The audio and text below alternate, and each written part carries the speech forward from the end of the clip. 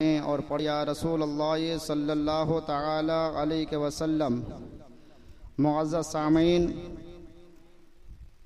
मैं कुरान मजीद की एक बहुत ही मारूफ मशहूर आयत करीमा की तिलावत करने का अपने आप को मुशर्रफ किया है। अल्लाह रब्बुल इज़्ज़त की बारगाह में ये अरीज़ा है कि सबसे पहले इस आयत करीमा पर हमें अमल की तौफीक देकर आप सामाइन को भी अमल की तौफीक और रौफीक अता फरमाएँ।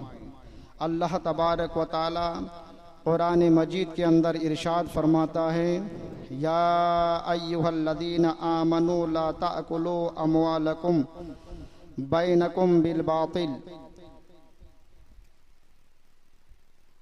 अल्लाह फरमाता है, ऐ ईमान वालों, तुम एक दूसरे का माल नाहक ना खाओ।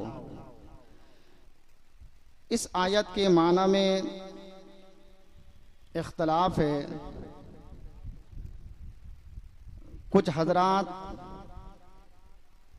इस आयत करीमा से यूं तफसीर करते हैं कि अमवालकुम बैनकुम बिल बातिल से मुराद सूद, जुआ, गसब है, चोरी, खयानत वगैरह है। जब ये आयत करीमा नाजिल हुई तो हजरत अब्दुल्ला इब्न अब्बास रदियल्लाहु तबारक व तआला अन्हु से रिवायत है, उस दौर के सहाबा अपने यहाँ अपने ख़ैश व अकारिब के यहाँ खाने से परहेज करने लगे कि कहीं ऐसा ना हो कि हम किसी के यहाँ खा करके अल्लाह के अजाब में मुब्तला ना हो जाए। इतने एहतियात सहाबा इकराम बरतते थे। फिर उसके बाद सूरह नूर की आयत नाजिल हुई और अल्लाह तबारक व तआला ने उस आयत करीमा के अंदर इजाज़त मरहमत फरमाई कि तुम अपने घरों में या अपने दोस्त और अहबाब के यहाँ तुम्हें खाने की इजाज़त है, इसमें कोई मुज़ायका नहीं। आज मैं अपनी तकरीर के दरमियान इस आयत करीमा के मुतालिक उन मसाइल को बयान करूंगा कि जिससे आज उम्मत मुस्लिमा गाफिल है कि मजहब इस्लाम के अंदर यह रिज़्क़ हलाल क्या है और रिज़्क़ हराम क्या है। कसीर तादाद में लोग मुलव्विस है। हलाल और हराम के दरमियान हम इम्तियाज नहीं करते और हम ये सोचते हैं, अब बिलखुसूस इस वबा में, इस बीमारी में हम जैसे नौजवान उम्मत मुस्लिमा मुब्तला हैं। मुसलमान इस वबा में गिरफ्तार है कि अपने से कुछ करना नहीं चाहते। ये सोचते हैं कि कहीं से भी आ जाए, चाहे वो हलाल हो चाहे वो हराम हो। ये ख्वाब देखते हैं कि रातों रात हमें बादशाह बनने की ख्वाहिश होती है, जबकि अहयाउल उलूम के अंदर इमाम गज़ाली रहमतुल्लाह ताला अलैह ने बयान फरमाया कि तमाम आमाल यानी अल्लाह और उसके रसूल पर जब कोई बंदा ईमान ले आता है तो ईमान लाने के बाद नमाज उस पर फर्ज हो जाता है। और आगे बयान फरमाते हैं कि जिस तरीके से एक मुसलमान पर नमाज का अदा करना, नमाज का पढ़ना फर्ज है, उसी तरीके से नमाज के बाद रिज़्क़ हलाल का खाना ये फर्ज है। अल्लाह के रसूल सल्लल्लाहु ताला अलैहि वसल्लम की हदीस पाक है कि तलबुल हलाली फरीदतुन अला कुल्ली मुस्लिमिन व मुस्लिमा, कि हलाल का तलब करना ये हर मुसलमान फर्द पर ये वाजिब और फर्ज है, क्योंकि इन सारे आमाल का जो दारो मदार है वो रिज़्क़ हलाल पर है। आप नमाज अदा करें, आप रोजा रखें, आप हज करें, आप ज़कात दें, उस वक्त तक ये आमाल कबूल नहीं होंगे जब तक कि आप रिज़्क़ हलाल को आप इख्तियार नहीं कर लेंगे। कि रिज़्क़ हलाल क्या है? एक इंसान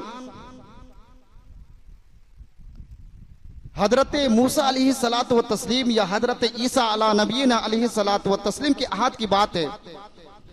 एक शख्स जंगल में चला गया, तने तनहा अकेला खलवत इख्तियार कर ली और गिरिया हुआ जारी कर रहा है, रो रहा है और अल्लाह के हुजूर अपने दोनों हाथों को उठाए फरियाद कर रहा है कि अल्लाह मुझे दे दे, अल्लाह मुझे दे दे, अल्लाह मुझे दे दे, मगर अल्लाह सुन नहीं रहा। जब हजरत मूसा व ईसा अला नबीना अलैहिस्सलातु व तस्लीम का गुजर उस रास्ते से हुआ तो अल्लाह की बारगाह में अर्ज गुजार हुए कि ये अल्लाह, तू इस बंदे से इतना नाराज क्यों है, नाखुश क्यों है? आखिरकार इस बंदे ने क्या किया है कि तू इसकी दुआ को कबूल नहीं करता? इसकी गिरियाजारी पर, इसके रोने पर मैं रहम खा गया हूं, अल्लाह इसकी सुन तो ले। अल्लाह रब्बुल इज्जत फरमाता है, ए मेरे महबूब बंदा मूसा अलैहिस्सलाम, कि ये बंदा अगर रोते रोते मर जाए तो मर जाना गवारा है, मगर इसकी दुआ कबूल नहीं की जाएगी। तो अल्लाह के हुजूर अर्ज की, अल्लाह आखिरकार इस बंदे ने क्या किया है?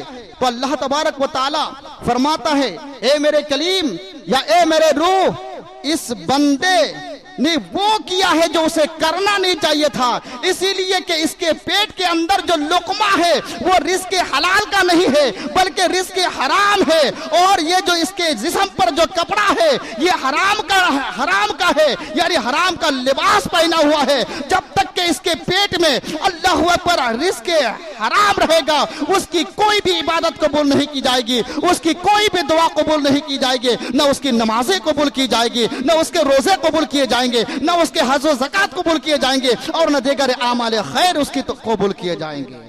और अल्लाह के रसूल सल्लल्लाहु अलैहि वसल्लम की मारूफ मशहूर हदीस पाक है कि जब कोई इंसान एक लुकमा हराम का खाता, एक लुकमा, तो 40 दिन तक उसकी कोई भी इबादत कबूल नहीं की जाती है, कोई भी इबादत कबूल नहीं की जाती है।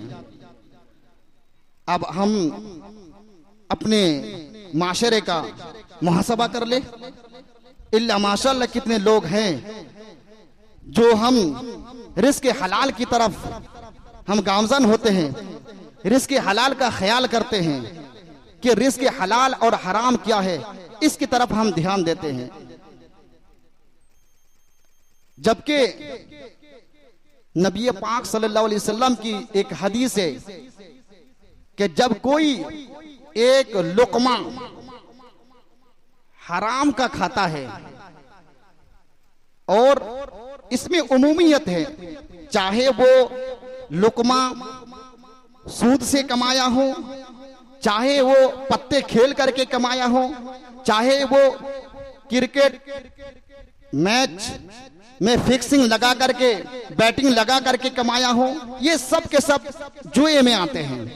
ये सब जो है जिनके बारे में अल्लाह रब्बुल इज्जत ने कुरान मजीद के अंदर इरशाद फरमाया है कि इन्नमल खम्रु वल मैसिर वल अज़लाम वल अनसाब वल अदलाम रिज्सुम मिन अमलि शैतान, बेशक हमने जुए को हमने हराम करार दिया है, शराब को हमने हराम करार दिया है, और ये सब के सब अमल ये शैतान की गिलाजतों में से हैं, शैतान के पाखानों में से हैं, लिहाजा इससे बचो। अगर तुम इससे बच गए तो शायद उम्मीद है कि तुम कामयाब हो जाओगे। और अल्लाह के रसूल सल्लल्लाहु अलैहि वसल्लम की हदीस है। आज हम इंसान सोच रहे हैं कि हमने हम पर नमाज फर्ज है, हम नमाज भी अदा कर रहे हैं सुन्नत के मुताबिक, हमने दाढ़ी भी रख लिया है, लिबास भी हम पहन रहे हैं सुन्नत के मुताबिक, अरकानात को भी हम अदा कर रहे हैं, लेकिन फिर भी हमारे दुआएं कबूल नहीं होती। कैसे दुआ कबूल होगी? जो इन आमाल के कबूलियत का जो अहम दर्जा है उससे हम गाफिल है।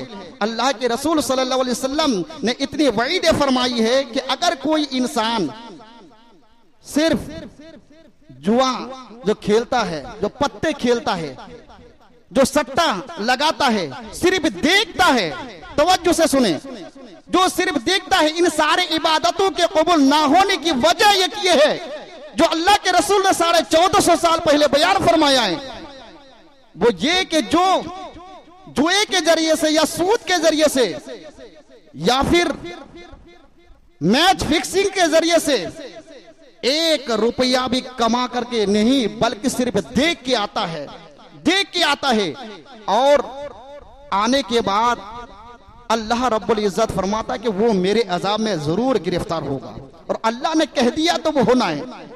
सिर्फ देख के आता है तो मेरे अजाब में वो गिरफ्तार होगा। और सबसे जो अजाब, जो हल्का अजाब होगा वो ये कि जब वो दुनिया से जाएगा अल्लाह अकबर, तो वो ईमान से हाथ धो बैठेगा, उससे ईमान को छीन लिया जाएगा। और जो खेलेगा उसमें कितना बड़ा वबाल होगा। जो खेलेगा, अल्लाह के रसूल सल्लल्लाहु अलैहि वसल्लम बयान फरमाते हैं, जो 1 रुपया 1 दिरहम अगर जुए से जीत करके आता है और वो मस्जिद में आ भी गया और आने के बाद अगर वो वजू करेगा तो गोया कि वो तहारत हासिल नहीं कर रहा है, वो पानी से वजू नहीं कर रहा है, बल्कि वो खिंजीर यानी जिसको हम अपनी जबान में सुअर कहते हैं, वो सुअर के खून से अपने आप को जो है कि वजू किया, सुअर के खून से उसने वजू किया। और जाहिर सी बात है कि जब कोई खून से वजू करेगा तो तहारत हासिल नहीं हो सकती, और जब तहारत हासिल नहीं हो सकती है तो नमाज का कबूल होना या नमाज का कामिल होना ये कोई सवाल पैदा नहीं होता। नमाज उसकी कबूल ही नहीं हो सकती, और नहीं नमाज बारगाह इलाही में उसकी जो है कि कबूलियत का दर्जा रख सकता है। और हमारे बुजुर्गान दीन ने किस तरीके से इस आयत करीमा का मजहर बनकर के अमल किया है। आज तो हमारे दिल से खशियत इलाही, डर बिल्कुल खत्म हो चुका है। चाहे बड़े हो, चाहे बूढ़े हो, चाहे जवान हो, और चाहे जो है बच्चे हो, चाहे लड़कपन का जमाना हो, चाहे मियाना जमाना हो, चाहे औरत हो, चाहे जो है बूढ़ी हो, कोई भी हो, आज हर एक के इल्ला माशाल्लाह हर एक के दिल से खशियत इलाही, खुदा का खौफ बिल्कुल जा चुका है। सहाबाए किराम रिदवानुल्लाह ताला अलैहिम अजमाइन के दरमियान अर्ज किया गया, सहाबाए किराम रिदवानुल्लाह ताला अलैहिम अजमाइन के दरमियान कुछ सवालात होने लगे, तो ये सारे सहाबाए किराम आका करीम रऊफ रहीम सल्लल्लाहु ताला अलैहि वसल्लम के मजलिस बाबरकत में हाजिर थे और अर्ज की कि या रसूलल्लाह सल्लल्लाहु ताला अलैहि वसल्लम, जन्नत में कौन लोग जाएंगे? तो आका करीम सल्लल्लाहु अलैहि वसल्लम ने फरमाया कि उन लोगों का जिक्र किया जो कसीर तादाद में जन्नत में जाएंगे। आका ने फरमाया कि जो अपने जबान को और अपने शर्मगाह की हिफाजत करेगा, ये इस किस्म के लोग जन्नत में जाएंगे। और जब जहन्नम के मुतालिक जब पूछा गया तो आका करीम सल्लल्लाहु ताला अलैहि वसल्लम ने फरमाया कि जो अपने जबान की हिफाजत नहीं करेगा, रिज़्क़ हलाल का ख्याल नहीं करेगा, ऐसे लोग कसीर तादाद में फौज दर फौज जहन्नम के दहलीज पर वो कदम रखते हुए नजर आएंगे। और आज हम इंसान सोच रहे हैं कि जवानी है, कुछ भी कर देते हैं, कोई फिक्र नहीं, लेकिन कल क़यामत के मैदान में आका करीम की हदीस है, इमाम गजाली जो नाइब मुस्तफ़ा हैं वो नकल करते हैं कि कल क़यामत के मैदान में कोई भी इंसान मैदान महशर से वो हट नहीं सकता जब तक कि 4 चीजों के मुतालिक रब ताला उससे पूछ ना ले। 4 चीजों के मुतालिक पूछेगा, और 4 चीजों में से एक ये है कि अल्लाह रब्बुल इज्जत बंदे से पूछेगा कि ये उम्र जो तुम्हें दी गई थी, 40 साल, 50 साल, 60 साल की जिंदगी तुम्हें दी गई, बता तुमने ये जिंदगी को कैसे सर्फ किया। ये उम्र के मुतालिक पूछेगा। और दूसरा सवाल ये करेगा कि तुमने ये उम्रें कहां बिताई, कैसे गुजारी, और तीसरा सवाल ये करेगा कि बताओ तुमने जो कमाया है उस कमाई को तुमने कहां सर्फ किया और किस तरीके से हासिल किया है। और चौथा सवाल ये करेगा कि तुमने दीन का इल्म सीखा, इससे तुमने क्या हासिल किया और लोगों को क्या फायदा पहुंचाया। ये चार चीजों के मुतालिक पूछा जाएगा।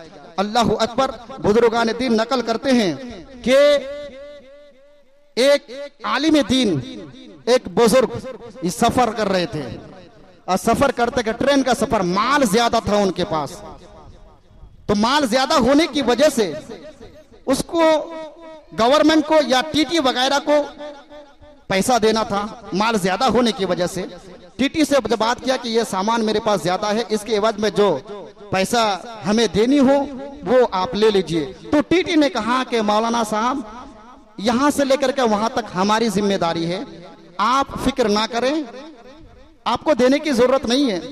तो फिर कहा, फिर आगे कैसे जाऊंगा? तो कहा कि आगे जो टीटी आएगा मैं उससे बात कर लूंगा, वो आपकी पकड़ ना करेगा। फिर उस बुजुर्ग ने, उस आलिम दीन ने कहा कि यहां से लेकर के वहां तक आपकी ड्यूटी है, वहां से लेकर के वहां तक उनकी ड्यूटी है, वो पकड़ नहीं करेगा, लेकिन मुझको और भी उससे आगे जाना है, वहां कैसे जाऊंगा? चुनांचे टीटी ने कहा कि अब आगे कहां तक जाएंगे? तो उस आलिम दीन ने कहा कि मुझे मैदान महशर तक जाना है। एक मर्तबा मोहब्बत से सुभान अल्लाह कह दीजिए कि मुझे मैदान महशर तक जाना है। अगर मैदान महशर तक अगर कोई मुझे वहां पहुंचा दे, जब हमारा रब हमारी गिरफ्त करेगा, हमारे आमाल के बारे में हमारा रब मुझसे पूछेगा, अगर तुम्हारा टीटी इसकी जिम्मेदारी ले ले, हमारे रब की बारगाह में मेरे तरफ से वो जवाब दे दे, तो फिर मैं तैयार हूं। तो मुझसे चोरी करवा रहा है, यहां चोरी करवा रहा है। अल्लाह अकबर। इतना कहना था। वो टीटी कहते हैं कि इतनी खशियत मेरे दिल के अंदर पैदा हो गई, मैंने उसी बुजुर्ग, उस आलिम दीन के सामने मैंने सिद्ध के दिल से तौबा किया और ये तौबा किया कि आज के बाद हमने हराम लुकमा नहीं खानी है। और कस्बे हलाल की फजीलत क्या है? अल्लाह ने इस रुए जमीन पर हजरत आदम ता ईसा 1,24,000 अंबिया किराम की जमात आई है। किसी को अल्लाह ने खलील बनाया, किसी को सफ़ी बनाया, किसी को कलीम बनाया, किसी को रो बनाया, किसी को सिद्दीक बनाया, किसी को नजी बनाया। हर एक की अलग अलग खूबी है। लेकिन हमारे आका करीम सल्लल्लाहु ताला अलैहि वसल्लम को ऐसी सिफत से मुलक़्क़ब फरमाया जो किसी और नबी को अता ना किया, और वो है हबीबुल्लाह, अल्लाह का हबीब, अल्लाह का हबीब। ये ऐसी सिफत है जो मेरे नबी के साथ खास है, किसी और के साथ खास नहीं। ये सिफत किसी और को नहीं दिया गया, लेकिन अल्लाह के रसूल सल्लल्लाहु ताला अलैहि वसल्लम अपनी ज़बान अक़दस से बयान फरमा रहे हैं कि अल कासिबु हबीबुल्लाह, सिर्फ मेरी सिफत हबीबुल्लाह नहीं है, बल्कि कोई भी मेरा गुलाम दुनिया में आने के बाद अगर वो हलाल कमाता है, हलाल खिलाता है, तो वो भी अल्लाह का हबीब है, वो भी अल्लाह का हबीब है।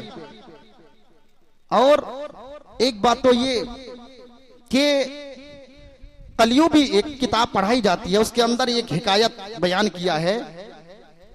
शेख अली नाम है, ये पहाड़ों पर जाकर के इबादत करते थे, लकड़ियां लेकर के आते थे।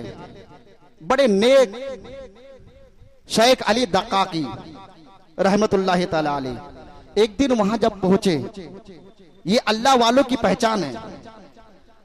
आज हम उनके अमाल को हम फरामोश कर बैठे हैं, उनके तौर तरीके को अपना ना हमने छोड़ दिया है।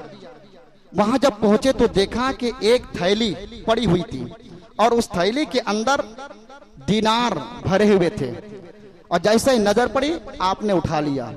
उठाने के बाद ख्याल आया कि ये रकम है, इसके मुस्तहिक तो मैं नहीं हूं, क्योंकि जो चीज रास्ते में पड़ी रहती है तो फ़ुक़हा इस्लाम ने एक बाब मुस्तकिल तौर पर बांधा है जिसे लुक़्ता कहते हैं। पड़ी हुई चीज को हर कोई उसे खा नहीं सकता, उसको इजाजत नहीं है। बहरहाल मैं उधर जाना नहीं चाहता, कानून शरीयत या बहार शरीयत के अंदर आपको ये मुस्तकिल बाब मिलेंगे। तो वो लेकर के जब पहाड़ से उतरे तो देखा कि एक हबशी गुलाम जो हाथ से माजूर थे, पैर तो सही सलामत, हाथ से माजूर और काले थे, होठ भी चौड़े चौड़े थे। ये देख करके ख्याल किया शेख अली दक्काकी ने कि इसके मुस्तहिक ये है, ये बड़ा गरीब है, अगर मैं इसे दे दूं तो हमें भी सवाब मिल जाएगा, क्योंकि इससे बढ़कर के मेरी नजर में कोई नहीं है, इतना माजूर इंसान है। वो दीनार का थैला जैसे पेश किया तो उस हफ्सी ने कहा कि शेख अली ये तुमने कहां से लाया? कहा कि जो है कि पहाड़ के ऊपर वहां जो पड़ा हुआ था मैंने उसे लेकर के और मुनासिब समझा कि इसके मुस्तहिक आप है। तो आपने कहा कि आपको पहली बार नजर पड़ी, आप उस पर हाथ लगा दिया, लेकर के आ गए। मैं मुसलसल 1 साल से मैं देख रहा हूं, मुसलसल 1 साल से मैं देख रहा हूं, लेकिन मैंने हाथ नहीं लगाया, किसी दूसरे की अमानत है और पहली मर्तबा तुम्हारी नजर पर लेकर के आ गए। शेख अली दक्काक जाइए, इसलिए इसे ले जाकर के वहां दे दीजिए, मुझे इसकी कोई हाजत नहीं है। और जो शेख अली दक्काकी अल्लाह अकबर जब इसकी तहकीक करते हैं तो वो कोई आम आदमी नहीं था, बल्कि अपने वक्त का वो कुतुब थे, अपने वक्त के कुतुब। कैसे हम पैसा कमाते हैं, रिस्क हलाल का ख्याल नहीं। हमारे आका करीम सल्लल्लाहु अलैहि वसल्लम से मालदार कोई है? जमी खां, जमा खां, जमाना मेहमा, साहिब लकब किसका है? तेरा मालिक कौनैन है, गो पास कुछ रखते नहीं।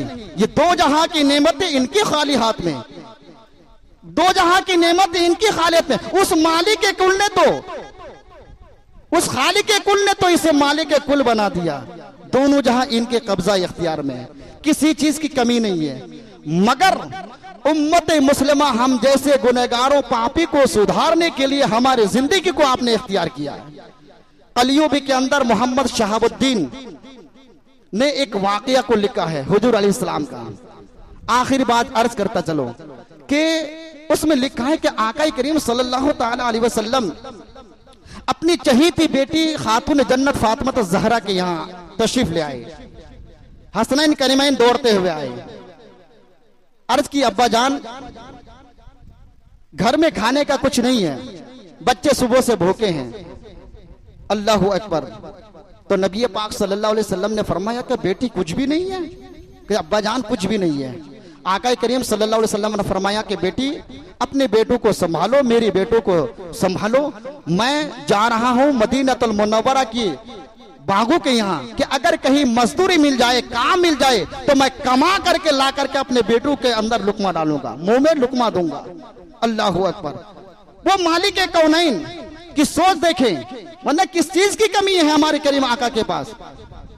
वहां जब बाग के अंदर पहुंचे तो एक बागवान से मुलाकात हुई और कहा क्या आपके यहाँ मुझे काम मिलेगा? वो आका करीम को जानता ना था, तो बिल्कुल काम मिलेगा। तो खिदमत क्या करनी है? कोई ये कुआं है, इस कुएं से पानी निकाल करके इस पौधे के अंदर डालना है, उसके बदले में क्या मिलेगा? तो कहा कि अगर 1 डोल निकाल करके देंगे तो 2 खजूरें दिया जाएगा। कलियुग के अंदर ये वाकया है, 2 खजूरें दिया जाएगा। आका करीम सल्लल्लाहु अलैहि वसल्लम ने हाथ में रस्सी और डोल लेकर के बांध करके कुएं के अंदर डाला, पानी निकालते रहे और पौधे पर डालते रहे। 2 या 3 डोल निकाले, उसके बाद रस्सी डोल से टूट गई और मालिक के जैसे नजर पड़ गई। वो आया और आने के बाद बुरा भला कहा और ऐसा सुलूक किया जो उसे करना नहीं चाहिए था। यानी मैं अपनी जबान से ये कहूं कि उस मालिक ने रऊफ और रहीम सल्लल्लाहु अलैहि वसल्लम के साथ ऐसा बर्ताव किया जैसा कि एक मालिक का एक मजदूर से होता है। आका करीम सल्लल्लाहु अलैहि वसल्लम ने कोई जवाब न दिया, ये सोच करके कि मैं मजदूरी करने आया हूं, वो मालिक है। तो आका करीम सल्लल्लाहु ताला अलैहि वसल्लम ने फिर रस्सी से डोल को बांध करके वो पानी निकालना शुरू किया। उस दिन तकरीबन आका करीम सल्लल्लाहु अलैहि वसल्लम को 8 खजूरें मिली और वो 8 खजूरें लेकर के खातून जन्नत फातिमा ज़हरा के यहाँ आई। हसनैन करीमैन के अंदर, हसनैन करीमैन के मुंह के अंदर वो नेवा डाला, बांट दिया, अपनी बेटी को भेज दिया, इमाम हसन को, इमाम हुसैन को। फिर आका करीम सल्लल्लाहु अलैहि वसल्लम के आने के बाद उसको एहसास हुआ, नदामत हुई उसे कि मुझे ऐसा नहीं करना चाहिए था। इतना खूबसूरत इंसान, मियाना कद, आंखें सुरमेली, क्या चलने का अंदाज, पकड़ने का अंदाज, देखने का अंदाज, एहसास जुर्म हुआ उसे। और वो रास्ते पर बैठा रहा, हर एक से पूछता गया कि एक जो खूबसूरत नौजवान इधर से आते हैं, कहीं आपने देखा है? उनकी आप सल्लल्लाहु अलैहि वसल्लम का हुलिया मुबारक, आप सल्लल्लाहु अलैहि वसल्लम के चेहरे मुबारक, कद के मुतालिक बयान करते, सिफत बयान करते कि किसी ने देखा है? वो कहाँ के रहने वाला? कई दिन तक मुसलसल वो बैठा रहा और कई दिन के बाद फिर किसी ने बताया, अरे उसकी बात कर रहे हैं, वो तो मोहम्मदुर रसूलुल्लाह है। अल्लाहु अकबर, इतना कहना था वही मोहम्मद है सल्लल्लाहु अलैहि वसल्लम। कहा कि हाँ वही मोहम्मद है। अल्लाहु अकबर, कलीजा फट गया कि मैंने उस इंसान के साथ ऐसा बर्ताव किया, मुझे करना नहीं चाहिए था। घर के अंदर से अल्लाहु अकबर चाकू लेकर या कोई चीज लेकर के आते हैं और उस हाथ को अल्लाहु अकबर काट देते हैं, जुदा कर देते हैं। और फिर शाम के वक्त मस्जिद नबवी के अंदर आते हैं। आने के बाद जब आका करीम सल्लल्लाहु अलैहि वसल्लम तशरीफ लाए तो हाजिर हुए, अर्ज़ की या रसूल अल्लाह सल्लल्लाहु अलैहि वसल्लम, मुझे ऐसा करना नहीं चाहिए था, मैंने बहुत बड़ा जुर्म किया है। मेरे करीम आका ने कोई जवाब नहीं दिया। अल्लाहु अकबर, अपना लुआब दहन लगा करके उस हाथ को उससे जोड़ दिया, फिर सही सलामत हो गए। इस तरीके से करीम आका सल्लल्लाहु अलैहि वसल्लम ने खुद मजदूरी की और मजदूरी करके कि हम जैसे गुनहगारों को बताया कि अल कासिबो हबीबुल्लाह, अल्लाह का हबीब अगर कोई बनना चाहे तो वो मेहनत से कमाए। और आजकल देखा जा रहा है कि बिलखुसूस हम जैसे मुसलमान चाहते हैं कि उसके पास बिल्डिंग है, हमारे पास भी बिल्डिंग बन जाए, उसके पास कार है, हमारे पास भी कार आ जाए, वो अच्छा उम्दा लिबास पहनता है, हम भी अच्छे कपड़े पहने। अल्लाहु अकबर, कभी हमने ये नहीं सोचा, अरे वक्त का सिकंदर आजम, वक्त का सिकंदर आजम मरते वक्त जब कुछ ना ले जा सका तो फिर हम क्या माना रखते हैं? वो सिकंदर आजम, किताबों में आता है कि जब वो पैदा हुआ यूनान के अंदर और शोर की आंखें खुली तो देखा कि उनके जो वालिद है वो यूनान के एक शहर का गवर्नर था। और जब उम्र आगे बढ़ी, तकरीबन 12 या 15 साल या 16 साल की उम्र को हुई, तो उसने मुसम्मम इरादा किया कि मेरा बाप एक कंट्री का हाकिम है, मैं पूरी दुनिया पर हुकूमत करूंगा। अल्लाह अकबर के मुअर्रिखीन ने लिखा है कि 32 साल की उम्र में उन्होंने आधी दुनिया पर तकरीबन हुकूमत कायम कर दी और फतह हासिल कर ली। और फिर मुअर्रिखीन ने यहां तक लिखा है, फिर वो किसी बीमारी में, वबा में मुब्तला हुआ, फिर वो दुनिया से चले गए। बहरहाल अर्ज ये करना था कि जब 32 साल की उम्र का पहुंची तो उससे पहले लोगों से वो कहा कि लोगों, जब मैं दुनिया से चला जाऊं, मेरी मौत आ जाए, तो फिर जब कफनाया जाए तो दोनों हाथ को बाहर कर देना। उसने कहा कि आखिरकार वजह क्या है कि बाहर हाथ क्यों किया जाए? ताकि लोगों को पता चल जाए मैं गुरूर था, मैं पूरी दुनिया पर हुकूमत करना चाहता था और अक्सर दुनिया पर मैंने फतह भी हासिल कर रही है, लेकिन लोगों को पता चल जाए इतना बड़ा हाकिम, इतना बड़ा बादशाह, इतने दौलतमंद बाप के बेटे अल्लाह पर दुनिया से जा रहा है तो खाली हाथ जा रहा है, इसके पास कुछ नहीं है। अल्लाह पर ये दुनिया पड़ी के पड़ी रह जाएगी, ये रंग ले लिया, अल्लाह पर यही के धरी की धरी रह जाएगी। चुनांचे अल्लाह तबारक व तआला ने फरमाया कि जो दुनिया से जी लगाते, दुनिया क्या है कि इन्नमा हयात दुनिया लहनुन व लअबुन, कि दुनिया जो है, दुनिया की जिंदगी ये खेल की तरह है, ये खेल की तरह है। और इसकी तफसीर करते हुए बात उलमा ने बयान की है कि समझ लीजिए, हम अपनी बोली में बोले, क्रिकेट के ग्राउंड की तरह है, क्रिकेट ग्राउंड की तरह कि जब खेल हो रहा है, खिलाड़ी खेल रहे हैं और कुर्सी पर लोग बैठ करके देख रहे हैं, शोर-ओ-गुल हो रहा है। जो ही खेल खत्म हो जाता है, कुर्सियां धरी की धरी रह जाती है, मैदान पड़े के पड़े रह जाते हैं, खिलाड़ी सब अपने अपने यहां चले जाते हैं, फिर सन्नाटा छा जाता है। बस दुनिया ऐसा ही है। ये सब चीजें जो हम देख रहे हैं सिर्फ दिखावा है। खाली हाथ हम आए थे और खाली हाथ हम चले जाएंगे। अल्लाह अकबर, मरने के बाद ये शोर और शराबा दुनिया का शोर और शराबा नहीं होगा, फिर चिल्लाने की आवाज सुनने को मिलेगी। जो दुनिया में रहकर अल्लाह अकबर गलत तरीके से किसी का माल खाया है, किसी को गाली गलौज दिया है, किसी के साथ बुग़्ज़ इनाद किया है, किसी के बारे में अपने दिल में हसद रखा है, इसके बारे में जो सजाएं दी जाएगी, जहन्नम की तरफ से वो आवाजें, चिल्लाहट की आवाजें सुनने को मिलेगी, जिसे देखकर अल्लाह अकबर जो फरिश्ते उन सबको मारेंगे, उसके अलावा कुछ शोर और शराबा नहीं होगा। लोग आज क्रिकेट की दुनिया में आप देखें कि लोग मैच फिक्सिंग कर रहे हैं। पता नहीं, अल्लाह ने 2 हाथे दिए हैं, चलने के लिए पैर दिया है, इतनी बड़ी खोपड़ी दी है, अब कमा सकते हैं। लोग सट्टा लगा रहे हैं। ये एक जुआ है, जुआ। ये शैतान की गलाजतों में से गलाजत का नाम है। ये सबसे बदतरीन अमल है कि जिसके पेट में भी एक लुकमा इसका गया तो गोया के वो अपने पेट को वो जहन्नम का मस्कन बना रहा है, अड्डा बना रहा है। वो बर्तनों के अंदर वो खाना नहीं बल्कि जहन्नम का गहवारा बना रहा है। लिहाजा इससे दूर रहें। रही बात खेल की, तो खेल इस्लाम में सिर्फ 3 तरीका जायज है, वो फिर इस्लाम के फायदे के लिए। एक तो यह है कि अपनी बीवी के साथ खेलना, मुलाअबत करना, हक़्क़े जौजियत को अदा करना, यह इस्लाम में जायज है। और तीर अंदाजी और घोड़ सवार, इसके अलावा खेल जायज नहीं। अलबत्ता इन 3 खेल के ज़िम्न में कुछ खेल आते हैं जो फुक़हे इस्लाम ने जवाज का हुक्म दिया है। मिसाल के तौर पर जैसे कुश्ती है, कुश्ती ये जायज है, लेकिन शर्त ये है, आका करीम से भी साबित है कुश्ती, शर्त ये है कि सतर खोलने ना पाए। आजकल जो हो रहा है ये शरअन हराम है, जायज नहीं है।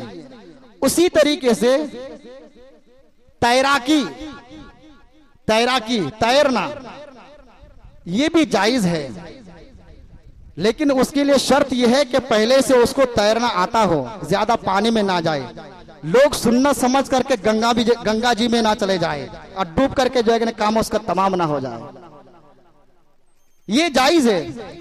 उस तरीके से कुछ लाठी खेल ये भी इस्लाम में जायज है। रही बात क्रिकेट वगैरह और इसके बारे में, तो बाज उलमाए किराम ने कहा है कि ये खेल जायज तो नहीं है, लेकिन अगर वर्जिश के तौर पर अगर वो खेल रहा हो, खेलने के लिए गया, फिर उसमें भी वक्त जाया नहीं होना चाहिए। तो वर्जिश की नीयत से अगर वो उस खेल को खेल रहा है कि उसमें दौड़ भाग होगी और कसरत होगी, तो अपने जिस्म की फिटनेस के लिए वो खेल रहा है, तब तो जायज है। लेकिन इस दौर में जो खेला जा रहा है वो जायज नहीं है। क्यों? इसलिए कि फजर की आजान जब कान में आती है, नमाज के लिए आंख नहीं खुलती, और किसी दोस्त ने कह दिया कि सुबह सवेरे फला ग्राउंड में जाना है क्रिकेट खेलने, आंख खुल जाती है, आंख खुल जाती है, फिर लोग दौड़ भागते हैं। ये चीजें खेलने ठीक है, लेकिन उसके लिए शर्त यह है कि जो हक़्क़ुल इबाद हक़्क़ुल्लाह है, हम पहले अल्लाह के हक को अदा करें, फिर अपने फिटनेस को हम सही करें। तो जितने भी खेल खेले जाते हैं, बस मैं माजरात के साथ कहूंगा कि कुरान हदीस में इसकी बहुत वईद आई है। आका करीम सल्लल्लाहु अलैहि वसल्लम की हदीस है कि जो मैच फिक्सिंग हो या किसी भी एतबार से सट्टा के जरिए से अगर 1 रुपया भी अगर वो हासिल करता है और किसी को खिलाता है, तो गोया के ऐसा ही है कि खाना काबा के सामने उसने अपनी मां के साथ अल-इयाज़ु बिल्लाह मुकाला किया हो। इतना बड़ा गुनाह है। लिहाजा आप अल्लाह के अगर महबूब बनना चाहते हैं, अल्लाह के हबीब बनना चाहते हैं, तो रिस्क हलाल कमाइए, उसमें अल्लाह रब्बुल इज्जत बरकत देगा। क्योंकि जो रिस्क हलाल होता है उसमें टाइम लगता है इकट्ठा होने में। हराम की कमाई में बरकत नहीं होती और हलाल की कमाई में अल्लाह के रसूल ने फरमाया उसमें ज़वाल नहीं आता है। वो दुनिया में भी काम आएगा और आखिरत में भी काम आएंगे। तो मेहनत कीजिए। हाँ, अब कैसी मेहनत? तो मेहनत सिर्फ ये नहीं कि फावड़ा कोदाली लेकर के खेत खलियान पे जाए, नहीं, बल्कि आप दीन की तालीम किसी को दे रहे हैं, ये भी आपके लिए मेहनत है। आप कुर्सी में बैठ करके वर्क कर रहे हैं, तिजारत का काम कर रहे हैं, ये भी मेहनत है। आप जो है तिजारत कर रहे हैं, दुकान में बैठ करके अपने मालिक के साथ दे रहे हैं, ये भी मेहनत है। तो आप मेहनत से कमाइए। और मैं यकीन की पूरी कुव्वत से कहता हूं, हमारा इस पर ईमान है। हमारे सादिक व मस्तूक नबी ने कह दिया तो हमने मान लिया कि रिस्क हलाल में बरकत है। अगर हम रिस्क हलाल कमाएंगे और अपने बाल बच्चों को खिलाएंगे, जबकि रिस्क हलाल की ऐसी बरकत और रिस्क हराम के मुतालिक जब इमाम अहले सुन्नत से पूछा गया तो इमाम अहले सुन्नत फाज़िल बरली मुहद्दिस बरली ने फरमाया एक रिसाले के अंदर फतवा रिजवा शरीफ के कि रिस्क हलाल का एक लुकमा अपने बाल बच्चों को खिलाना ऐसा ही है या राहे खुदा में खर्च करना ऐसा ही है जैसा कि उसने नापाक कपड़े को या पाक कपड़े को उसने पेशाब से पाक किया। अगर पेशाब से कोई कपड़ा पाक करना चाहे, पाक हो सकता है? नहीं है। ऐसा ही है कि गलत तरीके से रकम को हासिल करके राय खुदा में खर्च करना ऐसा ही है जैसा कि पेशाब से नापाक कपड़े को पाक करना। पाक नहीं हो सकता। वैसे ही आपका ये रुपया कमा करके राय खुदा में खर्च करना आपको नफा नहीं दे सकता। अल्लाह रब्बुल इज्जत की बारगाह में ये अरीजा है कि हम सारे मुसलमान को रिस्क हलाल खाने खिलाने के तौफीक और रौफीक अता फरमाए। और जो भी हमारे नौजवान जो क्या कहते हैं ये मुलव्विस है, जुआ में मुलव्विस है, कुछ लोग कहते हैं अरे मौलाना साहब हम तो देखते नहीं हैं, वो खेल रहे हैं। हम खेल नहीं रहे हैं, हम तो सिर्फ देख रहे हैं। देखिए, देखना भी जुर्म है और खेलना भी जुर्म है। दोनों के बारे में वही आई है। इंसान को हमेशा जो ठोकर जो लगती है वो कंकर से या छोटे पत्थर से लगती है, पहाड़ से कभी इंसान को ठोकर नहीं लगता है। वो देखते देखते शैतान जब वसवसा डालेगा तो फिर वो इंसान बहक जाएगा, ऑटोमेटिक बहक जाएगा।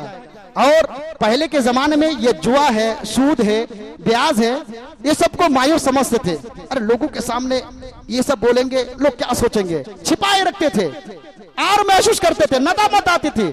लेकिन आज इस दौर में शान समझी जा रही है, लोग शान समझते हैं।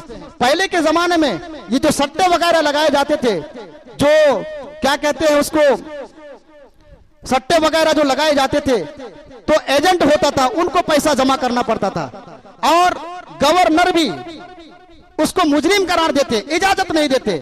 अब हर चीज तो उन्हीं की तरफ से हो रही है, हर एक में जुआ ही जुआ है, वो भी इजाजत दे रहा है। अब उसने ऐसा कानून बना दिया, ऐसा ऐप बनाया मोबाइल के अंदर कि आपको एजेंट के पास पैसा जमा करने की जरूरत नहीं है, बल्कि एक ऐप बनाया है, आप डायरेक्ट उसमें जमा कीजिए, वो ऑटोमेटिक आपके पास आ जाएगा, आप जीत जाएंगे, आपके अकाउंट में पैसा आ जाएगा।